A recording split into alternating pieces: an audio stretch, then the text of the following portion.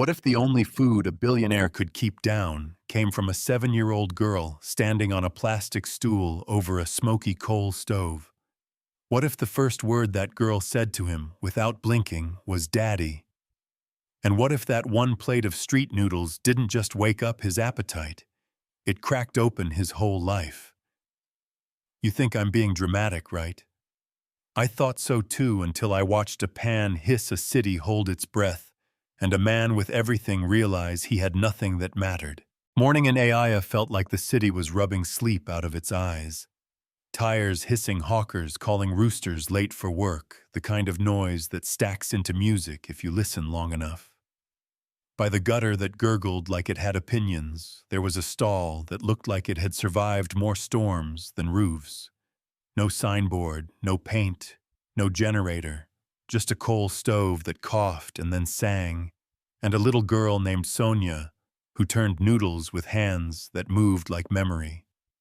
20 plates, that was her rule, not 21, not for cash, not for favors. People respected it the way they respect church on Sundays. Men in suits market women with baskets that could carry a small house, school kids in scuffed shoes inching forward like patience was part of the recipe. Next to her, Regina peeled eggs with the kind of steady that comes from years of holding it together, shoulders tired, eyes gentle. The quiet force you don't notice until it's gone. Across the road, a black SUV sat with the window half low, like a secret inside William Norsu, mid-30s. The kind of rich that makes news anchors adjust their tone.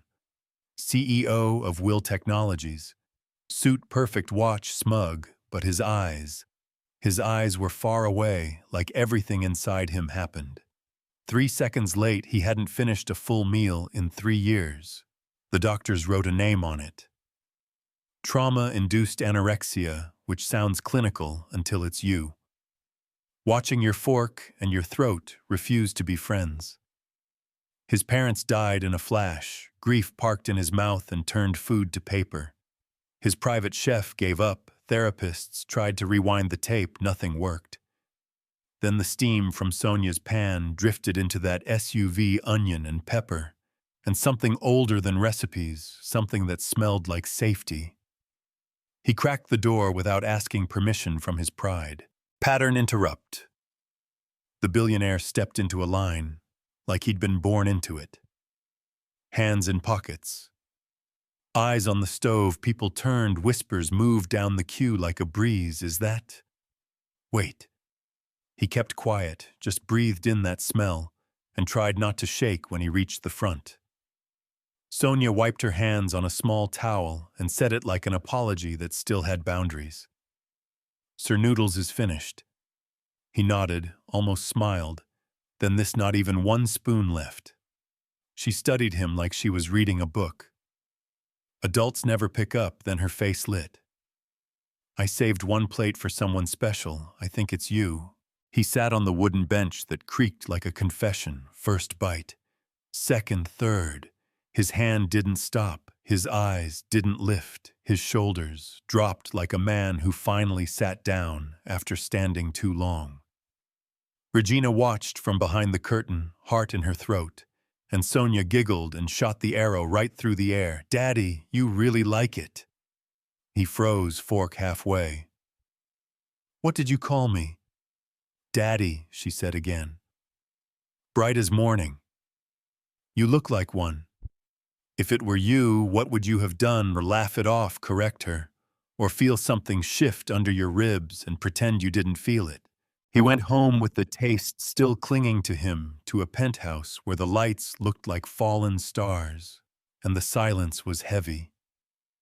He didn't touch the tray his chef brought. He lay there thinking about coal smoke and a bracelet on a thin wrist, a cracked gold band that tugged on a memory he'd buried. Next day he came back, and the next, and the next. Sonia waved like he had always belonged there. Mommy stepped out, she said again and again. Mommy went to get pepper. Mommy is resting, and every day he ate without counting bites, without bargaining with his own body. Then he stayed and talked. Why do you like me so much? He asked. handing her a drink. "You feel nice," she said. "Like you care, like you're mine." He tried to laugh, "Like I'm yours." "Yeah," she said, "like that." He noticed the bracelet while they were wiping down the bench at dusk, old gold, thin and familiar. He knelt to eye level Sonia.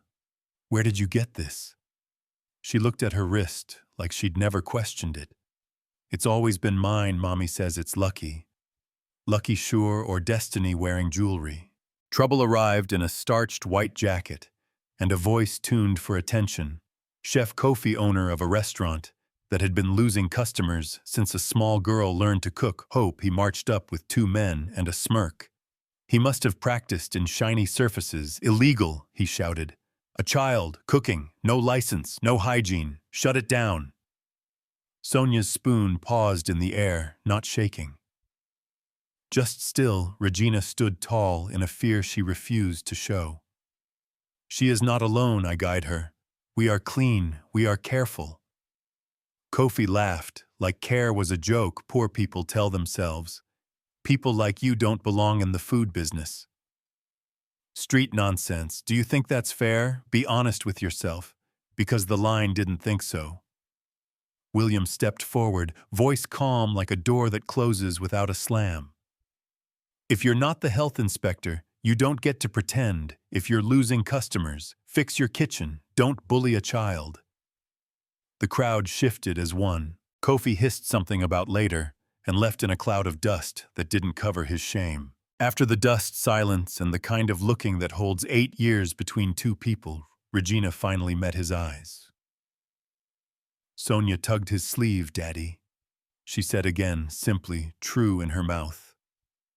Regina looked down, then up, and her voice came out sharp, because sometimes the only way to keep it together is to cut. "She's not yours. You left me. You didn't fight. I found someone. He died before she was born." William's face emptied and filled at once, then quiet, then this. "If that's true, why is she wearing my family's bracelet?" Regina's jaw clenched. "It's just a bracelet. You gave it to me." "I gave it to her," he nodded, like a man who knows a door won't open by pushing. "I'm not here to force anything," he said, and he walked away with questions that hurt worse than hunger. Then a flyer changed the air. Culinary King Clash, the country's biggest stage. Bright lights, cold steel, sharp palettes. Kofi dropped it on their table like a dare. "Enter, if you're serious. Not everyone can handle it, especially not a child." Sonia held it with both hands. "Uncle William, should I try?" He read it slow, looked at her fast. "If you want it, I've got you registration gear, transport. All of it." Regina almost said, "No, she knows what the world does to brave kids," but the look on Sonia's face was a sunrise. She nodded small, then firmer, and the city got noisy. The internet did what it does, a child in a pro kitchen.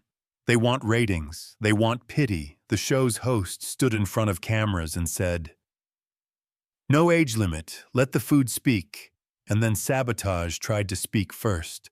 The prelim challenge was cook from your roots. Sonia opened her bag and found tomatoes, rotting meat, turned seasoning, missing, fear, trying to dress as fate. She closed her eyes, breathed like a grown woman who has counted coins for rent, and moved leftover rice, onions, a bit of flour, dry gari. She shaped mini pies like small rabbits and nestled them beside warm pap with a sprinkle of sugar. Story over spectacle. When the judges reached her station and raised their brows, she looked them straight in the eye. "I call it hope on a plate. When we had nothing, my mom made it taste like everything. Food is not just for the stomach, it's for the heart." "You know what I mean?" The room fell quiet, then rose as one. She qualified with the highest score of the day, which only made the whispers meaner. Middle of the story time for a twist, not cute, not convenient, real. William picked up his phone, pressed a number he'd been avoiding. He sent a napkin for testing. He waited with his hands pretending to be calm. The envelope came back with a number that felt like thunder under his feet. 95%. William Norsu is the father of Sonia Chukwa. Yeah, that happened. He didn't cry. Not where you could see it, but inside something heavy cracked and warmth leaked in 7 years gone. Not because he didn't care, because pain shut his mouth and pride blocked his road. Now he had proof and a choice: light, a fire, or shield it until the right moment. The smear campaign hit the same week. Anonymous accounts, throwing mud, unsafe, unclean sympathy, cooking. The organizers called a press conference. Microphones like little wolves, cameras ready to pounce. William walked up with a calm that said, "I brought receipts," the screen lit with CCTV. A hooded man in the pantry, the night before at the prelims, switching. Ingredients slipping. Rotten items into Sonia's bag, gasps. Questions: who sent him? "We're still identifying him," William said. "But he will be found, and he will be arrested." Heads turned to Kofi. His smile ran out of power. The room felt the truth even before it had a name. After the chaos, a corridor, Regina holding Sonia's hand like a lifeline. William handed her an envelope. She opened it, stopped breathing, looked up with eyes that had carried too much. "Yes," she whispered. "Yes, she is." "Why didn't you tell me?" he asked, but soft. "Because I suffered," she said. "Because your mother didn't want me, because I saw a photo of you with another woman kissing you at your birthday, and I refused to beg for recognition." He shook his head. "That kiss happened to me, not by me. I pulled away. I never wanted anyone else." She wanted to believe and was afraid belief would break her. He told her about the crash, the blood, the silence in his throat, the years of not eating and not living, and how the first bite of Sonia's noodles felt like his soul had a memory his mind couldn't access. "I'm not here to take her away, just to be in her life if you'll let me." She said she'd think about it, which is the truth when your heart is sore and hope feels like a risk. Backstage later, he knelt in front of Sonia and opened a small box, the twin bracelet, the match to her thin band. "My grandmother said this would lead me to someone important. I think it led me to you. So you're really my daddy?" she asked, half smile, half prayer. He nodded. She laughed and threw her arms around his neck. "I knew it from day one. And if you're still here with me, stick around, because what happened next will blow your mind." Finals night looked like a movie. Spotlights, sharp cameras, hungry judges with faces that can nudge a nation. The challenge flashed on the big screen: Phoenix. Gathering 9 birds, each cooked separate. Arranged into a rising phoenix, a dish, royal chefs guard like a crown. Sonia worked like her hands had been learning this in dreams. Chicken, duck, quail, guinea fowl, pigeon, turkey, seasoning, measured with instinct and care, carving knife moving, slow and sure. Regina watched, like each heartbeat had a job. William sat with a quiet pride that didn't need words. Time snapped plates down, judges tasted the lead. Judge leaned into the mic. "It's perfect!" And then crash. Kofi stood up. "I protest. This is stolen, royal chefs. Only a child from the street couldn't know this." She copied the room, hissed. Regina stepped forward and let her voice carry the weight of her father's kitchen. "That recipe is in her blood. My father was a royal head chef. He taught me." I taught her. Some clapped, some frowned. Doubt is cheap and loud. A senior judge raised a hand. "Let's settle it now. One last test. No prior ingredients. No team's talent and heart. Only winner takes it. Loser withdraws from professional cooking forever." "Do you think that's fair?" Because my stomach dropped. Sonia looked at her mother, smiled like a dare and a promise. "I accept." Bare station, single burner pantry, basics. Kofi moved like a machine, blades flashing sauces, smooth and practiced. Sonia stood still for one breath, then moved like music onions to the pan until they caramelized and told the truth.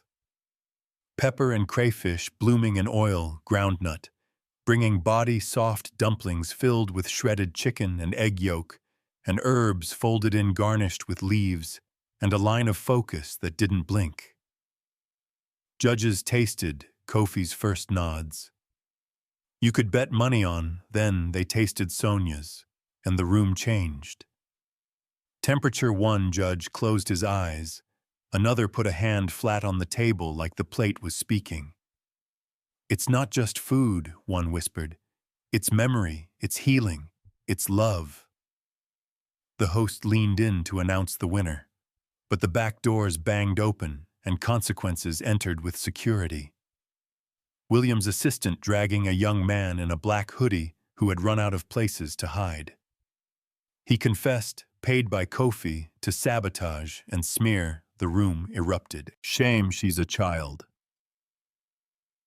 Karma Security walked Kofi out as gently as a thunderstorm. The judges lifted the mics. After careful tasting and honoring the spirit of this kitchen, we declare Sonia Chukwa the winner of Culinary King Clash Season 5.